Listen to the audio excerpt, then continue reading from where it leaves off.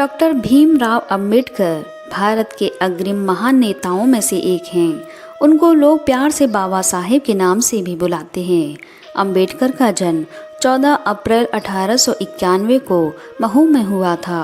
उन्होंने अछूतों और दलितों के प्रति समाज में होने वाले भेदभाव के खिलाफ आंदोलन चलाया था।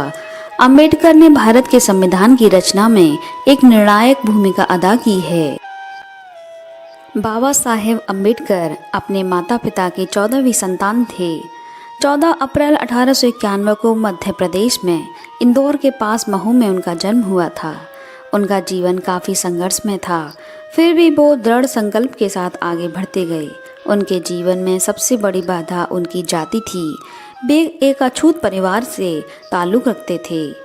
मैट्रिक की परीक्षा पास करने के बाद उन्होंने बॉम्बे विश्वविद्यालय से राजनीति विज्ञान और अर्थशास्त्र से स्नातक किया। उनके पिता की मृत्यु हो जाने के बाद उनके घर के हालात काफ़ी खराब, फिर भी उन्होंने आगे पढ़ाई के लिए विदेश जाने का फैसला किया। भीमराव 1913 से 1917 तक और फिर 1920 से 1923 तक विदेश में उनके शोध के लिए कोलंबिया विश्वविद्यालय द्वारा उन्हें पीएचडी से सम्मानित किया गया था। बाबा साहेब एक गहना थे, आज भी सभी के लिए एक प्रेरणा रूप हैं।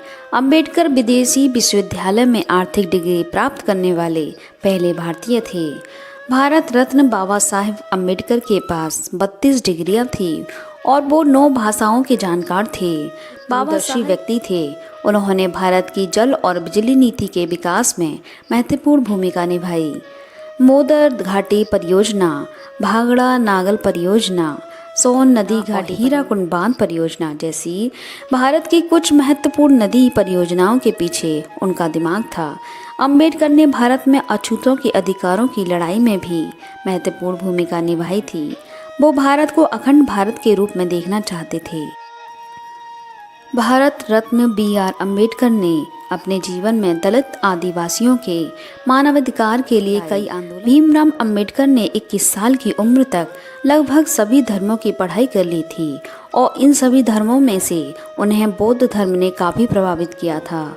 14 अक्टूबर 1956 को 5 लाख लोगों के साथ नागपुर में उन्होंने बौद्ध धर्म की दीक्षा ली तथा भारत में बौद्ध धर्म को पुनः स्थापित किया। भारतीय संविधान के निर्माण में भी अपना अहम योगदान दिया। भारत के संविधान को आकार देने के लिए डॉक्टर भीमराव अंबेडकर का योगदान काफ़ी सम्मानजनक है। उन्होंने एक ऐसे संविधान की रचना की जो अपने देश को निष्पक्षशील बनाए। भारतीय संविधान के जनक का 6 दिसंबर 1956 को निधन हो गया। वो एक महान व्यक्तित्व वाले व्यक्ति थे। वे अपने आसपास के लोगों की हमेशा मदद करते थे। अगर हम उन्हें सच्ची श्रद्धांजलि देना चाहते हैं तो हमें उनके कुछ गुणों को जीवन में उतारना चाहिए। मैं आप सभी से अनुरोध करना चाहती हूँ कि बाबा साहेब के प्रति सम्मान और प्रेम के साथ दिन को ईमानदारी से मनाएं।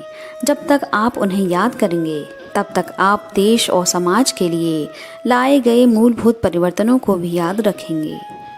आप सभी दोस्तों को डॉक्टर भीमराव अंबेडकर जयंती की हार्दिक शुभकामनाएं।